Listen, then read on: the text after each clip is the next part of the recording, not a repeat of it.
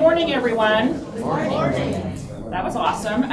So I want to thank everybody for coming to our presentation today. My name is Colleen Jameson. I am an attorney with the law firm of Jameson Kaplinger, chartered in Topeka, Kansas, and I am also the executive manager of the State Independent Telephone Association in Kansas. We're actually one of the sponsors today, but there's kind of a mix.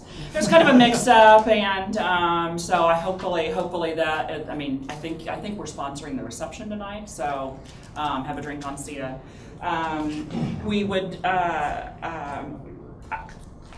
I'm missing somebody from our panel today, and I'm very, very sorry that he couldn't be here today, but we were notified this morning that he took ill with the flu and couldn't make it here. So what we do have here today is we have with USD 364 in Marysville, Kansas, the superintendent of school, Bill Mullins. We have his service provider with Blue Valley Telecommunications in Home, Kansas, the CEO and general manager of Blue Valley, Brian Thomason. And then with Nextech Telephone out in northwestern Kansas, in Lenora and Hayes and all of those places, we have Maggie Bagsall with, did I say that correctly? Baskell, I'm sorry. I'm terrible with names. She is the Nextech Community Development Specialist. She was supposed to be here with Ken McCarty with McCarty Family Farms, and I was actually really looking forward to his presentation. They moved here, if I understand it correctly from their website, which I looked at extensively yesterday. It's McCarty, MCCARTY, familyfarms.com. They actually moved to Kansas 14 years ago from Pennsylvania, and I'm really excited to hear what Maggie has to say about the McCarty Family Farms and Nextech partnership, because to actually have a good-sized farm like that move from Pennsylvania to Kansas and then really expand. I mean, they moved here, I think, when they had like maybe 800 head of cattle, and they now have close to 8,000 on 4 dairy farms in northwest Kansas. So I'm really looking forward to hearing what Maggie has to say about that. I think that they're still working on the electronics. Kind of ironic for a broadband conference, but we'll just kind of gloss over that. I'm going to turn it over to Brian and Bill and listen to hear what they have to say about USD 364 in Marysville. Thank you, Brian, for coming. We appreciate it. Well, good morning. It is a pleasure to be with you today with, I think, about 40 or 50 of my newest, closest friends. Pretty close proximity in here, but we're here to talk about partnerships. I am thrilled to be able to share some information about our partnership with schools, with USDA or USD 364, and other schools that Blue Valley works with. Before I share about our partnership specifically, I need to give most of you in the room some background about Blue Valley, who we are. Blue Valley is a rural communications cooperative located in northeast Kansas. We are a company that's been in place for over 50 years. We serve an area of approximately 1,000 square miles in northeast Kansas. That area is very rural. We have a customer base that averages only 3.6 customers per square mile. Pretty rural. However, we have areas that are designated within that 1,000 square miles that I need to explain to you folks what they are. We have 17 areas that we serve. 12 of those areas are what's known as ILEC areas, become the local exchange areas. With that designation, we have the responsibility of being the carrier of last resort. So we provide service to anybody that moves into the area. Because it's a very rural area, it's also cost prohibitive in most cases to put in facilities. But we've done that, and I'll elaborate on that in a few minutes. We do get federal and state support because of the high cost of doing business in those areas. We also serve 5 CLEC areas, which are referred to as competitive local exchange carrier areas. In those areas, we do not get any federal or state funding. It's strictly on a profit and loss basis as a normal business model. Blue Valley has been a very progressive company really since its inception. It was one of the first in the nation to place fiber optic to the home. Very proud of that. And that expansion, that progressive approach continues today. I want to give you some examples of what's happening just this past year, 2014. We heard already this morning about gigabit technology. I know there's a lot of gigabit technology talk in this Kansas City metro area. In 2014, there was another big media blast, which you may not have seen, but it was in the Wall Street Journal and other publications, including the Financial Times out of London, UK. It was about another company who provided gigabit technology. And according to those press releases, was the second behind Google to do so in the United States. That company, I'm proud to say, was a Kansas company, and it's Blue Valley Telecommunications, located in home, unincorporated Kansas. We're very proud of that. Proud of the services that we provide, but it didn't stop there. We have taken 2014 for our company a step further. We have begun the process of launching a co-location data center in Home, Kansas, which we're very proud of, a state-of-the-art facility. And in 2014, in the third quarter, we purchased a major IT company in Kansas, which now gives us an IT footprint from Wichita through this area, Lawrence, Topeka, Manhattan, all the way up to Nebraska. We are a growing entity, as our brother and sister companies are too, and how they're delivering technology as well. Blue Valley certainly isn't the only one who is providing this type of technology. There are other many local companies who are doing the same thing. But that progressive approach to technology will go nowhere and be of no advantage if there isn't good economic partners to take that service and that technology and do something important with it. Blue Valley, like other rural companies, is strongly seeking those partners. I am so proud to have one of those partners sitting next to me today. As school district superintendent, we also serve 4 hospitals in our 1,000 rural square miles. We also serve 13 libraries. We understand that being in a rural area and serving these institutions and serving the folks that we do, our technology is important to their quality of life. I know all of you in this audience, no matter what industry you're involved in and why you're here, can relate to that. I'm sure your services impact quality of life as well, and certainly we take pride in doing that also. For example, we had a hospital who shared with us just this past year how our high-speed broadband technology is taking seconds away from the time it takes to send important tests to larger facilities to be read. It's saving people's lives. And the technology that I'm getting ready to share with you in a few minutes about the high-speed, up to gigabit technology that we can provide to school districts is changing the lives of kids as well. And we're very proud of that. In fact, we believe, and we heard a little bit today, that broadband is actually as important part of infrastructure in Kansas as a bridge or a highway, and we believe that, and with that comes a tremendous amount of responsibility on companies like Blue Valley and our peer companies, and we know that, and we're delivering on that responsibility. Now I want to turn to specifically talking about schools. In our 1,000 square miles, we serve 8 school districts and 13 libraries. How did we get to be a partner to those schools and libraries? Specifically the schools. We weren't partners with all 8 school districts just 2 years ago. One of the big steps we took in developing a partnership, we have an economic public relations director. Her name is Jada Ackerman. Jada has a long background in education. She actually served on school boards herself. She joined a coalition of 8 school districts of administrators who meet once a month.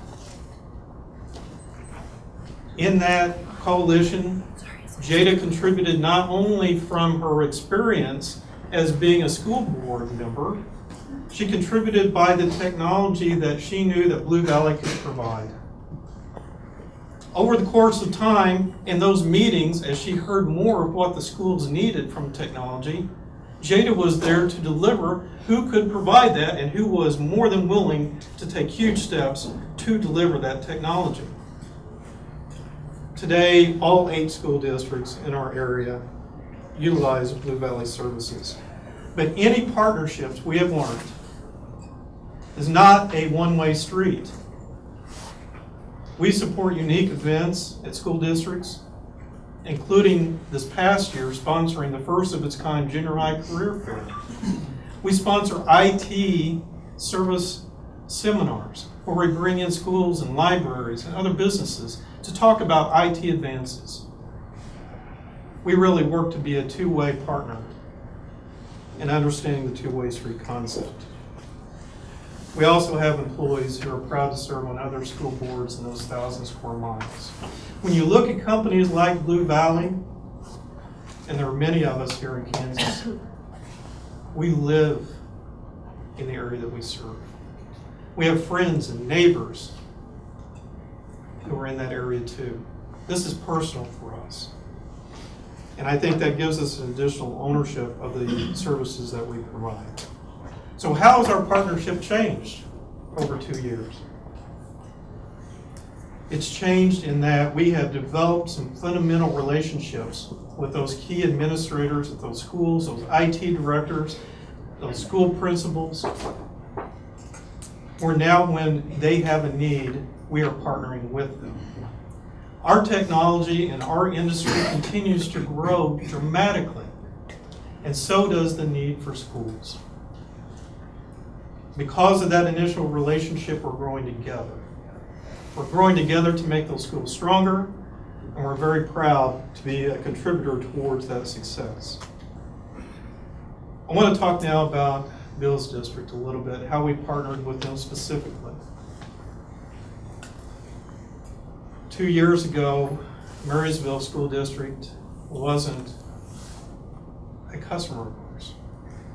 We were so proud that they are today, and we've worked together, I think, real well with Bill and his team. Today they take a very high-speed broadband from us and do some amazing things with it. But 2 years ago they had a significant project that they wanted to implement, and they were looking for a partner to complete it.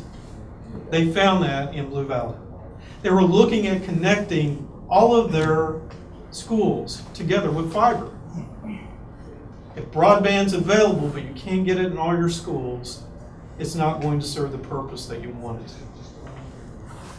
What challenges did Blue Valley have in partnering with the Marysville School District in that way? I need you to go back to the definition of a CLAC. Marysville is not in our ILEC area where we get funding from the federal and state government. We are not the carrier of last resort in that area. When the school district approached us about this project, one of the challenges we had is being able to cover that huge expense up front. We found a way to do that. And then we worked with the school district to find a way to spread that cost over several years so it made it feasible for them to absorb their piece of the cost to do the construction. The construction was really extensive, and if there's any of you in the audience, as I presume there are, tied to schools and education one way or the other, you don't want that type of activity going on, say, maybe during testing time and that sort of thing. You want it done in a period of time when students aren't present. So it shortened the time for us to do this project. With the good partners that we have at Marysville School District, we accomplished that. And today they have fiber to all their schools. That partnership is continuing to grow today. I want to leave you with this thought. And it's hard for me to stop because I am so engaged with what's going on with Bill's district, with other districts, and how we're contributing, but I will stop. But I need to end with this, in that the biggest challenge that we have is being able to stay in good partnerships and very close to all school districts We have 100 meg capability at every school district that's out there today. I think if you check the statistics of what's being asked, we're already at the level and providing the bandwidth that schools need across the country, and we're doing that in rural Kansas. But not every school district needs 100 meg today. They may only need 50 meg. Tomorrow they may need 250. We need to stay in very close contact with those school districts to make sure that we're ready to deliver on those additional growth needs that they have. And I can assure all of you, all 40 or 50 of my best friends now in the audience, that Blue Valley and companies like Blue Valley across Kansas are more than willing and capable to deliver on those needs. With that, I'd like to turn the floor over to Mr. Mullins and have him share some specifics about the school district and what we're doing. My thoughts are probably going to go all over the place, but thank you for the introduction there. I've been at Marysville since July 1st of this year. I moved from Arkansas, and so I was a high school principal in Arkansas, became a superintendent in the state of Kansas, and started in July. One of the things that we found is, there is a very strong relationship between us and Blue Valley, and I think that's growing because they're 6 miles up the road from us. There's extremely good service. If we have needs or issues, they're right there with us. A little bit about Marysville. We have about 3,300 residents in the community. We are an hour north of Manhattan, right on Highway 77 and Highway 36 intersection is dead center of Marysville. We have about 700 students in our school district. I think we encompass about 260 of the 1,000 square miles that Blue Valley serves. The other thing that's interesting about our community and one of our challenges going forward, Landau Manufacturing is the largest employer in the community, and there's people from 50 different zip codes that drive to that facility every day to go to work. We're facing some issues as far as housing, and hopefully there's 3 new housing additions going in, so hopefully some of those people who are living in those 50 zip codes will move to our community, which will further enhance what we're doing. We are currently at a 50 meg service to our building. Right now we don't need any more because we're still doing things in the old ages, so to speak, in terms of what's happening in our classrooms. There are some big things that are happening and changing, and I see us within 2 years needing 250 meg service to our building. Right now, one of the initiatives, USD 364 has been approved as one of the districts of innovation of the state. With that, one of the things that we're trying to do is expand offerings for our kids. Right now, there are 37 career pathways that are available to students in the state of Kansas. We offer 7 of those in our school district. 3 of those are in agriculture. We have one that is a family consumer science pathway. We have another pathway that is biochemistry that we have no students in right now. And then I think we have 2 pathways that are in information technology. We want to open it up. We want to be able to offer all 37 pathways to our kids, so that if they're interested in whatever it is that they're interested in, we want to try to find a way to offer that program to them. Now, we're physically not going to be able to employ enough teachers to offer those pathways, so that's going to get into some distance situations, some online opportunities, some things that are available, video conferencing with people in other areas. And so that's going to require bandwidth. The other thing that we're doing, we're behind the times. We don't have a one-to-one initiative in our building yet. That is one of our board goals and one of our board priorities is to get a one-to-one technology initiative in place. My question to the staff and to the board has been, well, what are we going to do with that? Because if all we're going to do is bring that in and run this, a specific program, then why are we spending all that money to bring in the technology? So we are looking at how are we going to use this technology when we get it in place. Okay, so we are researching what's happening in other schools. We're looking at what's going on. I want it to be about production, something that they're doing, something that they're creating, something that they're making, not just some program that they're using. Okay, so that's gonna require, more bandwidth than just this program that's internet-based, okay? So those are things that are currently ongoing. Our goal is to be one-to-one by January, it was originally January of 2016. The E-rate and all the things that are going on, we're probably gonna push that back about 6 months. Just trying to make sure that we have things in place to take full advantage of the E-rate to go forward. So those are some of the things that we are planning to do that are gonna require more pieces. Now, here's really how I think the partnership is evolving with Blue Valley. They're more than just an internet provider. They're more than just a phone provider for us. Right now we have just added additional cameras and security systems within our buildings. Blue Valley is the one that installed that. They're the ones that are getting the DVRs and everything online, helping us to make that operational. So they were actually on our campus yesterday, making sure that that was working properly. The other thing that we're facing, my high school's 80 years old.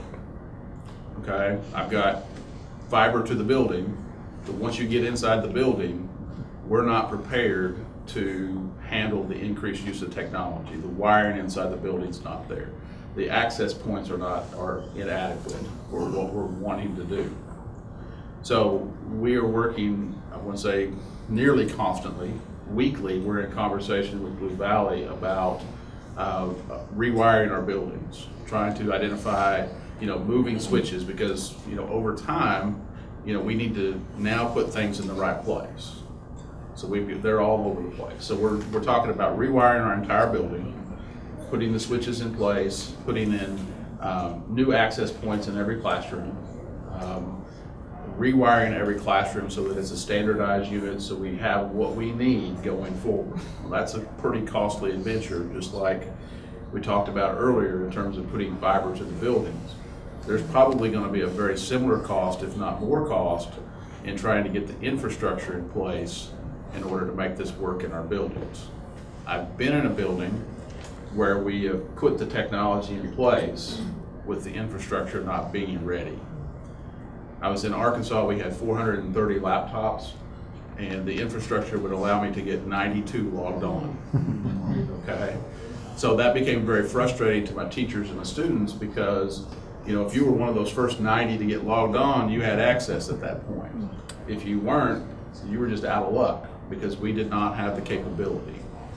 So that's one of the things we're doing right now, is trying to make sure we have that capability, so when I roll out that technology initiative and put it in the hands of the kids, that we're not going to have those challenges and those issues.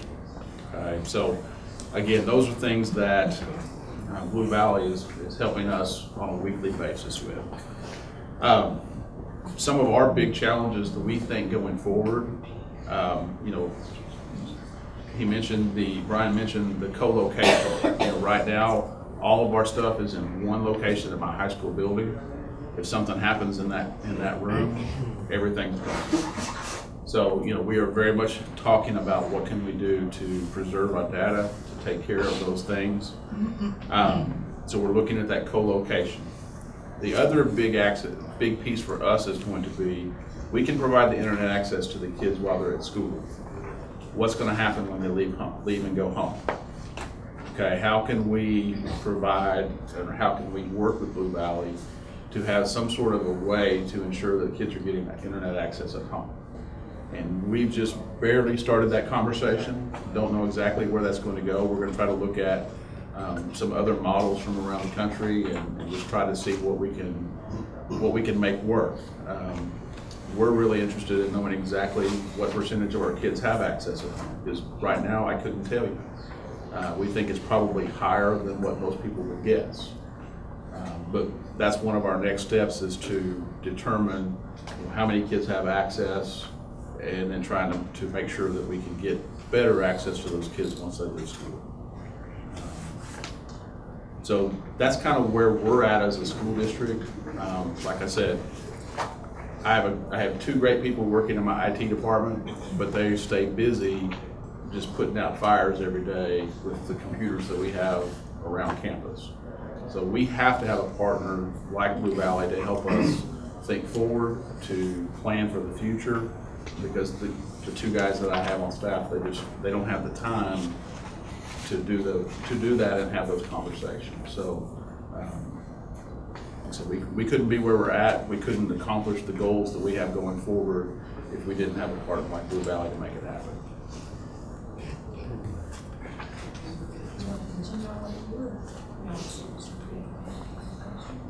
Okay. Well, before we continue on with Maggie, does anybody have any questions right now for Brian or Bill to follow up on their presentation? Yes. I wanted to know how many miles did you have to connect school to school? Do you have an idea? And how did you get the funding on those offers? Okay, for the school district? Yeah. We only have two buildings. Oh. They're about a quarter mile apart. And our district office is right there in the same area. So, we're between a quarter and a half mile, depending on what part of the building that you're talking about. That took place before I was there. I think there was probably some E-rate that was involved with that. Then I think beyond that, it's probably some capital outlay funds, but I think, like Brian was saying, they probably helped us with financing over a period of time to make that happen. Superintendent Mullins, can you tell us, so you said there's two buildings, so you have the high school and the middle school is like one, and then grade school? Our junior high and high school is connected into one building that used to be two buildings. And then we have an that's 712. And then we have an elementary school, which is K6, like I said, which is about a quarter mile away. And then our district office kind of lies between the two of those buildings. How big is the high school? It's sort of in terms of students, It's terms of students, yes. around 300. So that would be what, 350. Yeah, we are 3A. 3A. We're right at the borderline, 3A, 4A. Okay. And the mileage between Blue Valley's connection point and the high school is like you said, 6 miles. 6 miles. Is there, in your facility assessment, is there a statewide initiative for all the facilities in the state? One, and two, are you self-funded, or does your education department provide funds for the Great question. facility? From the facility side, we are blessed that we had a pipeline come through a few years ago, and we are blessed that we have such manufacturing base that we don't get any assistance from the state when it comes to capital outlay pieces. So we have to completely fund that with our local funds in terms of facilities. So we are planning to take full advantage, or as much advantage as we can, of the changes in E-rate to help us do the infrastructure pieces that are coming up. But that'll be the only help that we get. Everything else will have to be done locally. Any other questions for Mr. Thomason or Superintendent Mullins before we move on to Maggie next time? Great. Maggie. All right, great. I can get my PowerPoint up and going here.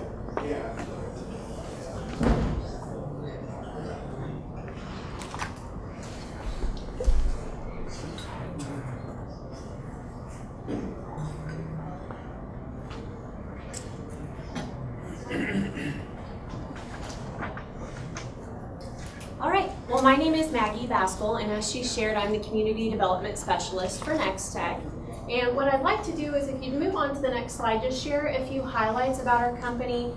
Really, we have a very similar story as Blue Valley. We also serve ILEC exchanges, and we have competitive exchanges as far as CLEC, same sort of story as far as what we can get recovery on from what was USF and that sort of thing. Basically, as far as Next-Tech goes, we've been in the communications industry since 1951. We're a rural telephone service company. We're just doing business as Next-Tech right now. We made that decision a couple of years ago. But we're able to provide communication services to over 9,300 square miles in northwest and central Kansas.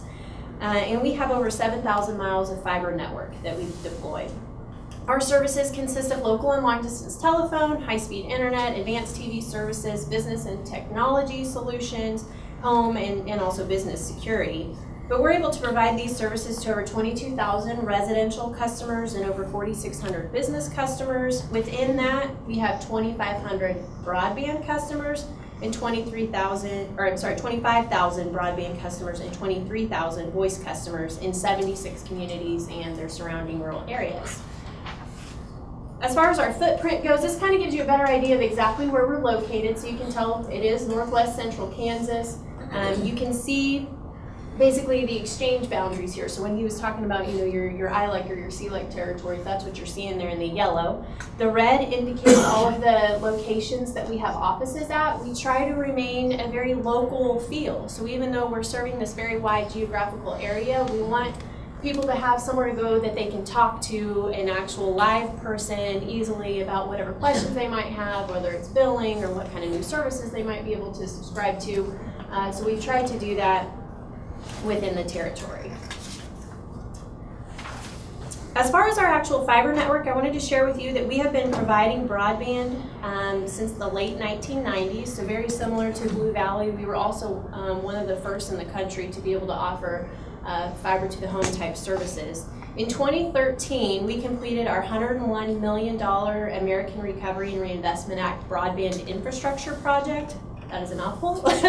In our service area in partnership with the Rural Utilities Service. So basically after that, we're now able to offer fiber to the premise to 42 communities. I know that says 45, we've actually built out to 3 since then. But basically we're able to provide the fiber to the premise in those 42, but in the other areas where it wasn't feasible to build out fiber to the premise in that project, such as our very rural areas, we were able to deploy a wireless solution. So we offer WiMAX. With WiMAX service, customers are able to receive up to 6 meg download. As I mentioned, since that project has ended, we are looking at a plan to continue to build out to those other communities. We definitely don't want to leave anybody out. We know of the great economic development advantages you have when you have fiber. Basically, a way in which we plan that is some of our communities had an upgraded copper infrastructure, and so we've tried to get around to those who were most in need first, or that made sense feasibility as far as the company is concerned. But we also have plans to build out to 3 more in 2015, and then so on. What we're really excited to announce, I know we've been all gigged out already this morning, but as of early this month, we are now announcing that we're able to offer gig services to all of our fiber to the premise communities, which is really exciting. We had the capability, if someone really needed it beforehand, that we could go ahead and provide it anywhere we had fiber to the premise, but we didn't have the necessary equipment to be able to say we could do it everywhere. So within the last year, we've made the upgrades needed so that we can announce this. What I'd like to do now is show you our very first commercial advertising that. Okay. If it will play. Just hit the next one. Maybe. Is there a play? There it is. Yep. Oh, it acts like it wants to go. I wonder if the... Let's give it a second.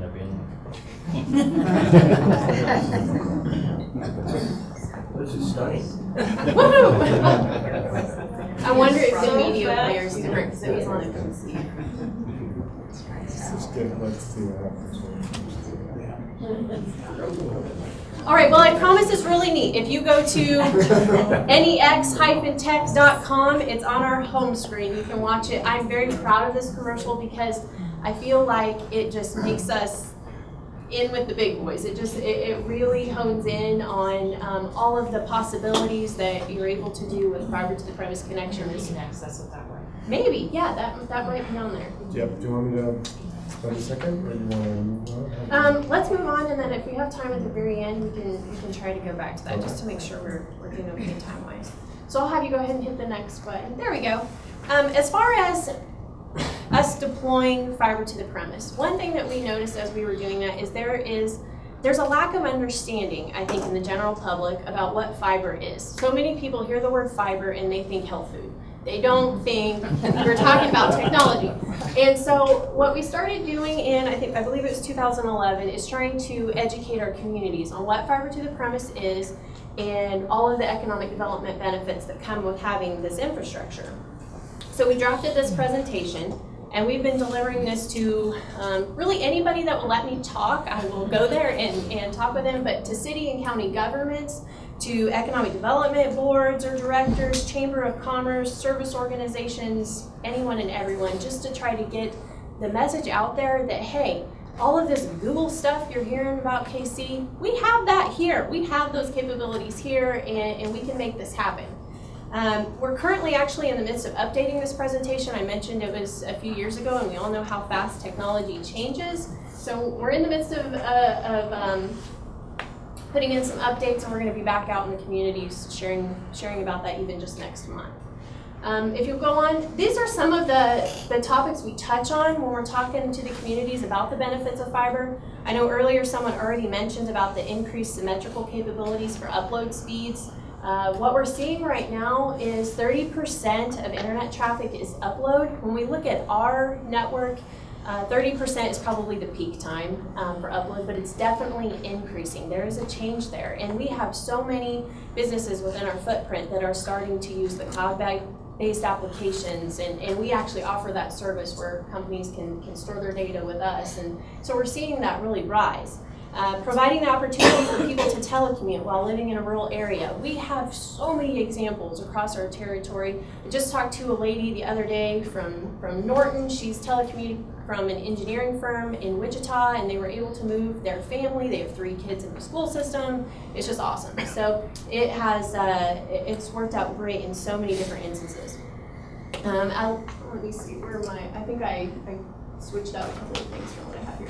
Provides the ability for home automation, safety, and management via the internet. We can talk a lot about all of the smart home elements that can come to play, but Nextech, we've done a lot of focus groups where we're trying to understand what do our customers need, how do we build these partnerships even more so, what are the needs, what are the desires? And it seems like, especially from a residential perspective, we have so many customers that are fitting into that sandwich generation where they're tapped out. They're helping their kids, they're working, they're helping their parents, and they want technology to be able to assist them in the way just to make their life a little easier.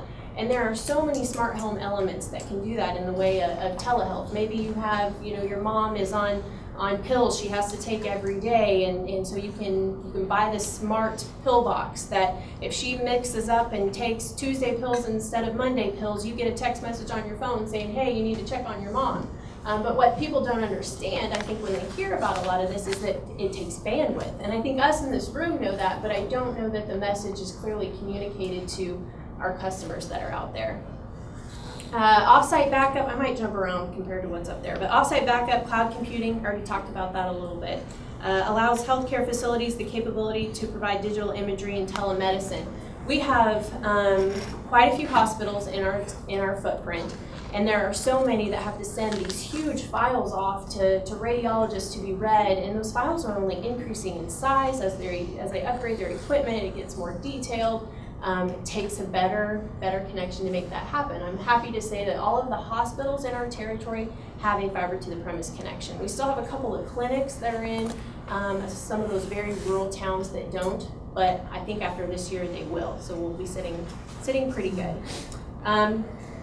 Provides e-commerce opportunities. I think that this is something that all of our small town businesses need to know about. There are so many, as I look across the board, that if they would just put their products online, they could really open up their market and sell to maybe even globally. I'm in Lenora, a town of 250 people. We have a lady there, a terrific seamstress, makes the most neat things. If she would just put that online, it'd be amazing the way her business would grow. And I think continuing to push that message is very, very important. Helping our businesses and anchor institutions or whoever it might be develop their web presence and really get out there is important. Unlimited bandwidth equals unlimited possibilities is really the message I want to hone in on there. So as far as our partnerships, taking this to where the real discussion needs to ensue today. Libraries. Talked about anchor institutions a little bit. We provide free broadband, the direct connection and Wi-Fi to all the libraries in our footprint. There is a map there that shows all of the libraries, including we have the Northwest Kansas Library System that falls in there as well. Basically, while we were investing in upgrading our infrastructure, we wanted to make sure that anyone and everyone that is in our footprint that wants access to the internet can have it. Because we realize, you know, as schools continue to upgrade and they want their students to not fall behind, if they're forcing technology, whether it's applications or these Google Classrooms or flipped classrooms, Khan Academy, whatever those jargon words are nowadays, on the students, they need to be able to access it if they can't already at home. And this is one way they can do that. They can go to their libraries. We see many libraries utilizing their broadband connection as they're offering technology courses. Some are updating their children's areas with tablets like Leapfrog systems, online catalogs, and et cetera, as they continue to meet the need of their patrons. Here's a really neat chart I wanted to show you that basically talks about the increasing bandwidth demand for customers that are subscribing to Nextech Broadband. And the reason here is twofold. As I mentioned, with the build-outs we've made, we were able to serve a much greater number of customers. And we're able to serve those customers with a better infrastructure than what was in place prior to that. Secondly, as we know, bandwidth is in high demand as more and more people and businesses realize they're turning to the internet for work and for entertainment. But I think what is maybe most interesting as you look on here is that the demand for the higher bandwidth is growing so rapidly. This is only, you can kind of take a look. There's a big jump from 2010 to 2011 when you can actually kind of start to see the ground that's on there, and then it just continues to rise even in just the next few years after that. But I think that the great message here is that Nextech's in a really good position to be able to offer them what they want because of the fiber build out. Moving on to, I'll have you go on to the next slide, to our healthcare facilities, hospitals and clinics. This is a neat chart as well, as it shows you how their demand has grown. It's just really kind of a breakout of the last chart. But hospitals are transferring over to the electronic healthcare records, looking deeper into telehealth offerings, or trying to at least research that farther. I think that there's some gaps there that need bridged. I know as our hospitals have tried to look into that, they're running into insurance issues and just some regulatory problems that they're trying to figure out. But the great message is it's there when they need it. Here's a slide that you might find particularly interesting regarding our schools. And I know it's a little bit hard to decipher the red from the orange there, but this is huge. You can take a look from 2013 to 2014, how many of our schools, and this is primarily K through 12. We do have a university that falls in our footprint that we continue to work with. But this is primarily K through 12, and it looks like at least half are subscribing to over a 75 meg connection. I'll tell you, there's a few schools that fall in there that maybe have 2 or 3 internet connections, but together that comes out to 75. However, we have several schools that also have 75 symmetrical connections, which is just, it's a huge pipe. And as we've announced the gig service, we've had 2 schools contact us wanting to look into those pricing options. Many of the schools across our footprint are encouraging technology use with one-to-one initiatives, whether it's Chromebook or iPad.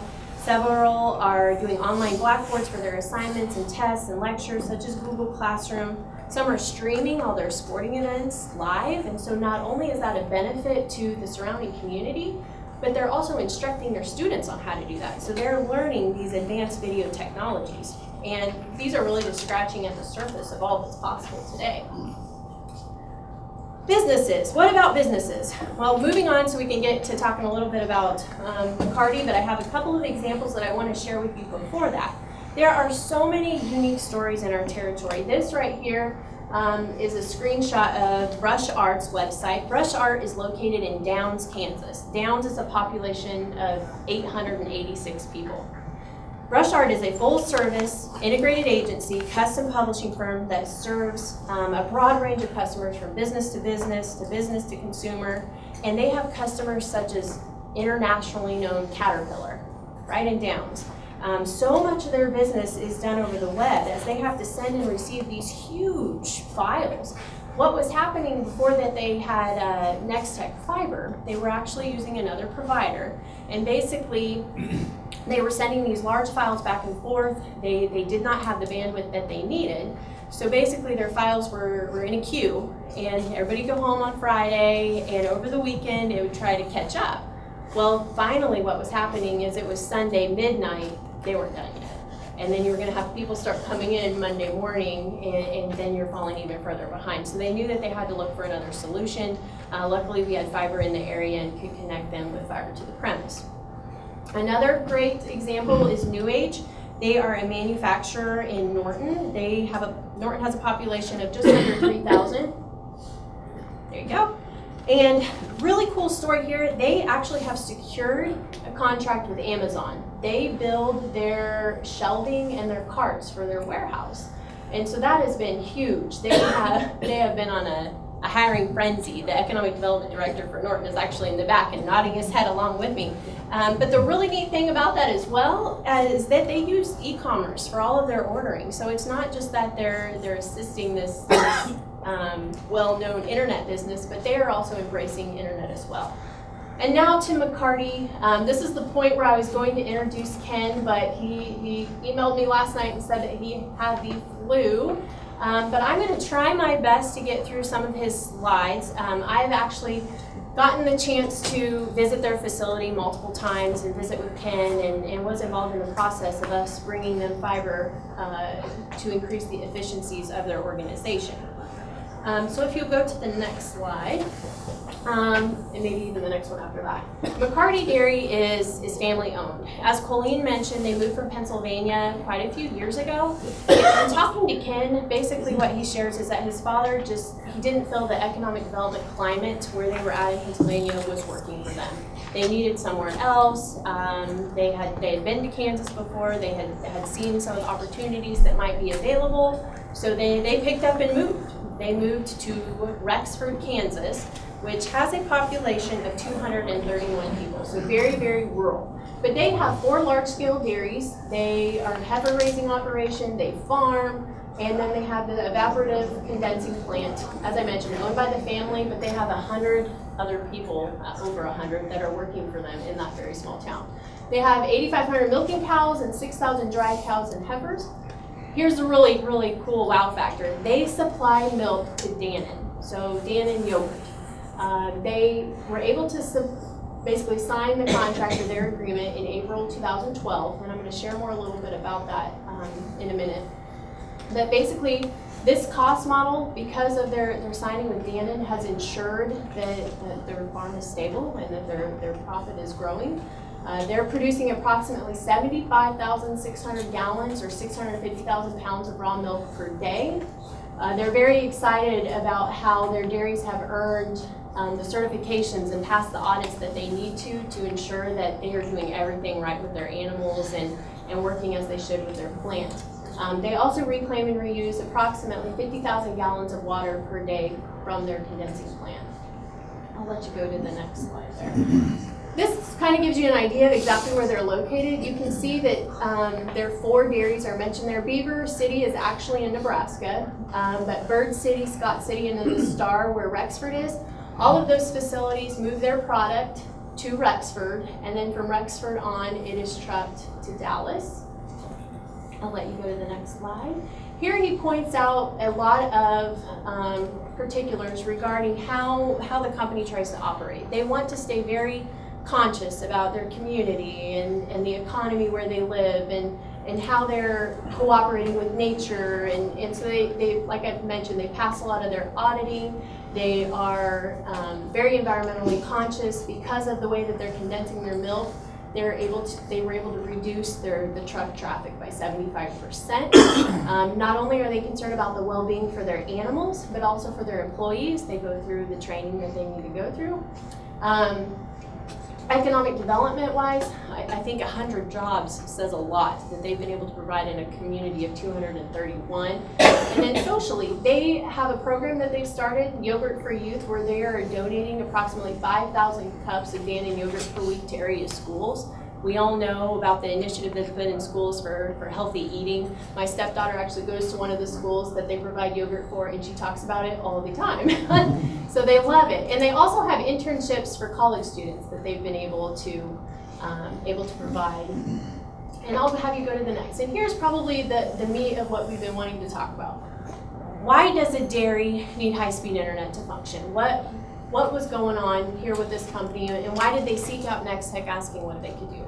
Well, basically, similar to your story, you probably just read the last line there, yeah, you had to throw some humor in.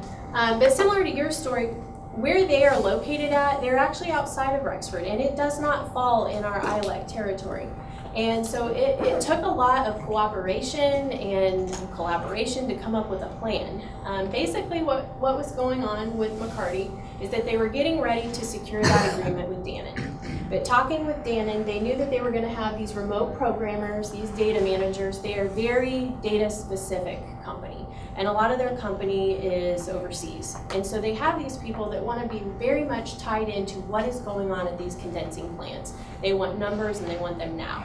And so they knew that they were going to need a very high-speed, reliable connection to make that possible. Well, unfortunately, where they were at in another provider's territory, they could only get wireless internet.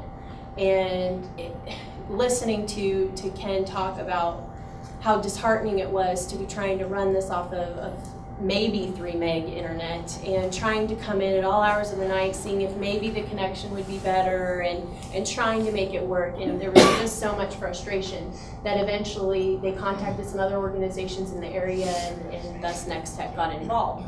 So again, very similarly to your story, we were able to work together and on agreement terms, we're able to bring them fiber. We luckily had fiber that wasn't too far away, a few miles down the road, that we were able to build fiber to the premise, to their facility. And I believe they're operating with a 50 meg connection at this point, with probably the need to increase that as they continue to grow. But as you can see, he really outlined the ways in which they're utilizing internet, and as I mentioned, what's work without a little bit of fun? He threw in Clash of Clans and Minecraft there at the bottom.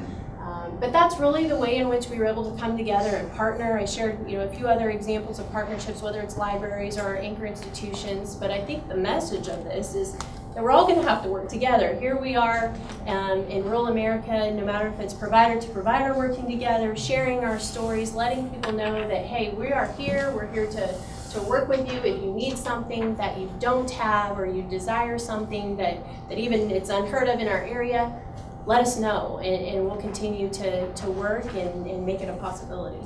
Thank you, Maggie. Does anybody have any quick questions for Maggie? We're getting about to the end of our session, but lunch isn't until noon, so I think we have time for a couple of questions. Yes? You? Yes? It's actually for all 3 panelists. Knowing the complexity, understanding the complexity of getting from where we are today to high-speed internet for each resident in our rural communities. In your opinions, what are the 2 biggest barriers to that happening?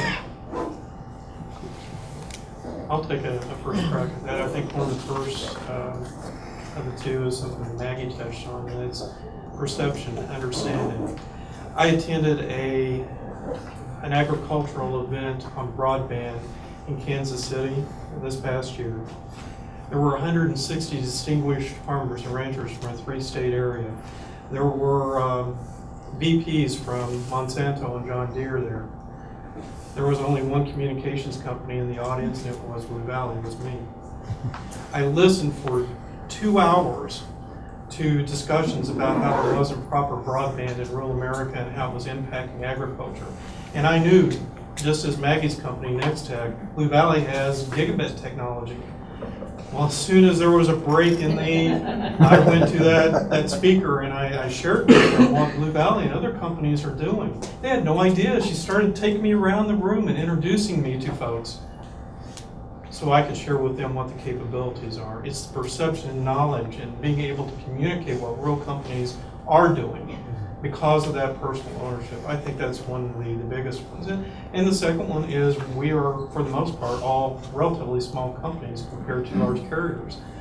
Finding a way to make these things happen with smaller budgets, with decreased federal and state funding, is a real challenge for all of us still, as those funding levels go down. One follow-up Yes, question please. based on what you said about the conference you just attended. Mhm. Monsanto, John Deere, DuPont, Dow, Pioneer, their big data Mhm. plans don't work without the broadband, without the high-speed broadband. That data exchange does not take place, and that's why they want to in this game. So, yes, go ahead. Taking off on that question, it's a good one, is the rural area, you know, the hinterland, when you move out into the rural area and you talk about WiMAX, I mean, cost allocation model associated with that, the range and the pricing and speed. What are you doing with WiMAX and getting it out into the rural area? Because we've been talking essentially about suburban, urban businesses and things like that, but not really rural, you know? So that's what you mentioned with WiMAX. How are you using that technology to get out there? Well, and I might preface that by saying 70% of our territory is fiber to the premise. So a lot of our even between our towns, the very rural, have access to fiber. But those that don't is where we've been able to deploy WiMAX. And speak up if I don't fully answer your question, but basically what we're able to do is work with the person. Traditionally, these have been people that have either been stuck on dial-up or have been trying to make satellite work. They're the people at the bottom of a draw. They're the people that have the tree lines that surround them. And a lot of times even WiMAX is difficult to make that work. So what we've been able to do is say, hey, what if we help you put up a huge pole in your backyard and we attach our wireless receiver to that and get you into your home. And people, you know, they want to make it work. So regardless of what we might have to do to make that work, we do. As far as pricing is concerned, our internet pricing is the same across the board. So no matter what technology we're running, it's not any different. And you can see that on our website if you're interested. All of our pricing's out there. Thank you. Yes. I just have a comment to the rural ILECs that are here with Blue Valley and Nextech. You know, as far as economic development goes in rural areas, it is so powerful to have that network. And we didn't realize how powerful it would be until we started looking at some of our alumni area and what they were doing in business in other states. Well, we're getting ready to recruit in our second business from another state. No incentives, nothing, just the network is what pulled them here. And Nextech was able to help us with certifying the network and that sort of thing. So it's, I mean, you don't realize how powerful it is. I mean, recruitment is the most expensive thing to do in economic development and typically the least successful. But with the network, if we're able to figure out a way for communities to work with providers to communicate that, it can be very powerful. And I think it goes back to what Stan was talking about this morning and telling our message. Maggie, I think in one of the Nextech newsletters that I received, I read about, you know, there's a very small furniture company that's in your service area that does a lot of global work, but they work in. Yes. Can you explain that really quickly? And if anybody needs to leave, please don't feel like you have to sit here. But I did want to. I do remember this particular example, so maybe you can run that down. Sure, and I'll probably fudge their name, but it's Design for New York, and they are out of our Rooks County area, and they have an amazing story. And in fact, their founder, Chuck Como, he is key individual in economic development across our area. But they are basically run from Rooks County, very rural environment. So we're talking about. And they have locations international where they have showrooms in Chicago and LA and New York, and they have, I want to say they have a 75 meg symmetrical connection just because of all of the communications that they're having to run between all of those locations. It's a really neat story. And I think the Nextech and the Blue Valley connections with those kind of businesses, that's preventing rural flight from Kansas, which I think is critically important to our state. So, yes. I had one other comment. I heard Blue Valley mention this, and I know Nextech does it too because we benefit. I'm in southwest Kansas, and Nextech does not have a presence there, but they come quarterly for tech meetings for schools and libraries and local businesses. And they have a luncheon and a meeting for us to bring in information and give us IT people a chance to talk and share ideas. And in a rural area, that is so huge to have a sounding board and make those connections, especially with other industries and not just in your own. And I wanted to thank you guys both for doing that. So thank you for the comment, appreciate it. Anybody else? Okay, I think I'm gonna conclude the session then. Thank you very much for coming in, we appreciate it. Thank you much.